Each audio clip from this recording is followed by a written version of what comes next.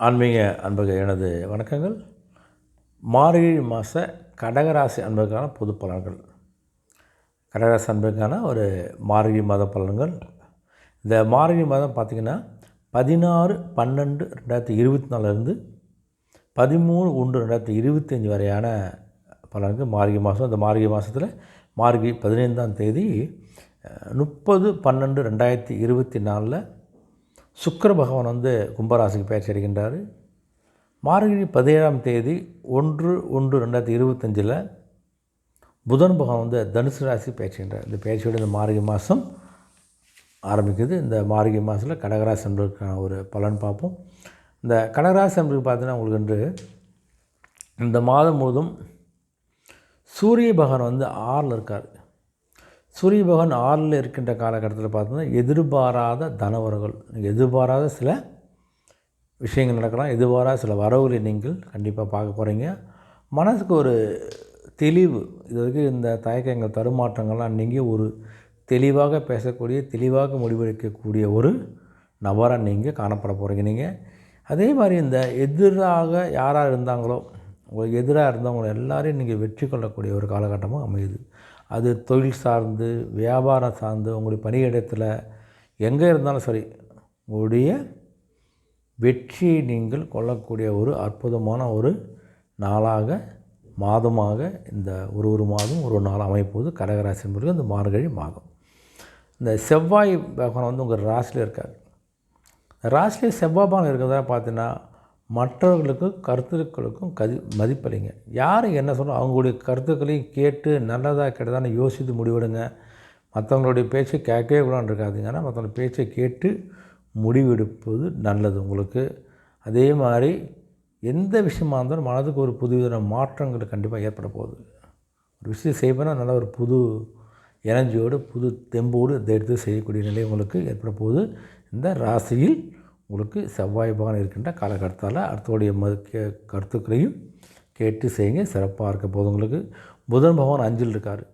புதன் பகவான் 5 இருக்கின்ற காலகட்டத்தை பார்த்தோன்னா உங்களுக்கு இறை சார்ந்த பணிகள், கோயிலுக்கு போகுது, கோயில் கும்பாபிஷேகம், அந்த கோயில் சார்ந்த விஷயங்கள் உங்களுக்கு கொஞ்சம் ஈடுபாடு அதிகரிக்கக்கூடிய காலகட்டம் அமைப்பது உங்களுக்கு.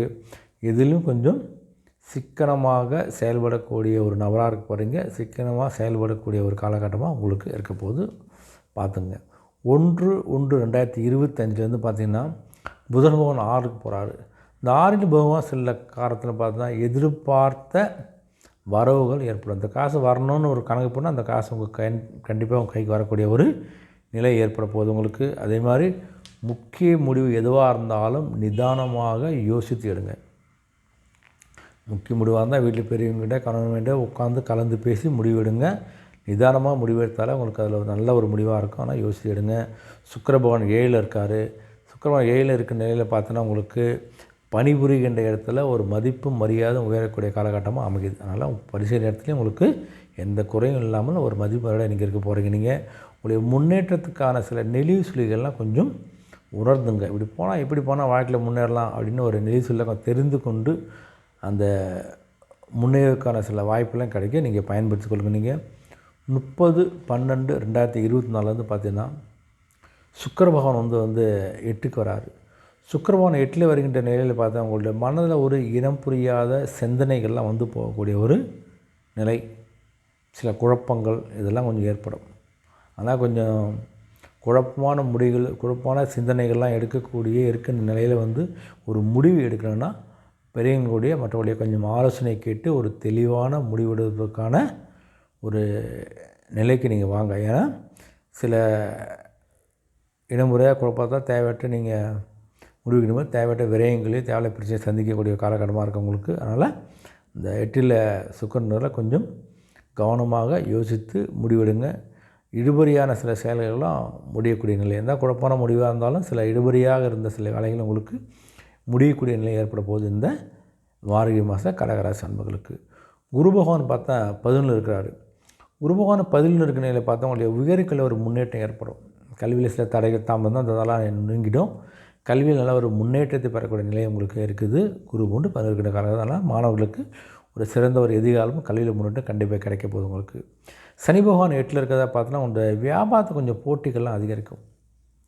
8ல் சனி இதெல்லாம் கொஞ்சம் வியாபார போட்டியில் கொடுப்பார். அந்த போட்டிகளை சமாளிக்கக்கூடிய தைரியத்தையும் தன்மையும் கொடுப்பார். அந்த போட்டிகளை நீங்கள் சந்திக்கும் போது உங்களுடைய வியாபாரம் ஒரு முன்னேற்றத்தை விருத்தடையக்கூடிய காலகட்டமாக கண்டிப்பாக இருக்க போது உங்களுக்கு. ராகு பகவான் 9 இருக்கிறாரு. அதனால் கொஞ்சம் ஆராய்ச்சி சார்ந்த சிந்தனைகள்லாம் கொஞ்சம் அதிகரிக்கும். ஆராய்ச்சி அந்த மாணவர்கள் சில புது புது சிந்தனைகள் ஆராய்ச்சி அந்த எண்ணங்கள் அதிகரிக்கக்கூடிய காலகட்டம் அமைப்பது உங்களுக்கு. கேது பகவான் 3ல் இருக்கார். 3ல் கேது பகவான் இருக்கின்ற காலத்தை பார்த்தீங்கன்னா எதையும் தாங்கக்கூடிய ஒரு மன வலிமையோடு தைரியத்தோடு எதையும் செய்யக்கூடிய நபராக இருக்கீங்க. அதனால் உங்களுக்கு எந்த தடையும் எந்த கவலையும் இல்லாமல் நீங்கள் தைரியமாக செய்யக்கூடிய நிலையில் உங்களுக்கு இந்த கேது பகவான் பலம் வாய்ந்த இருக்கிறவங்களுக்கு அது சப்போர்ட்டில் நீங்கள் கண்டிப்பாக ஒரு விஷயம் நீங்கள் சக்ஸஸ் செய்யக்கூடிய காலகட்டமாக தான் அமையுது. கடகராசி அன்பர்களுக்கு இந்த மார்கழி மாதம் உடைய வழிபாடுன்னு பார்த்தீங்கன்னா ஆஞ்சநேயரை வழிபட்டால் உங்களுக்கு மனதுக்கு ஒரு தைரியம் கிடைக்கக்கூடிய தைரியம் பிறக்கக்கூடிய ஒரு நிலை இந்த மாதம் வந்து ஏற்பட போது உங்களுக்கு. கடகராசி அன்பர்களுக்கு எனது வாழ்த்துக்கள். நன்றி, வணக்கம்.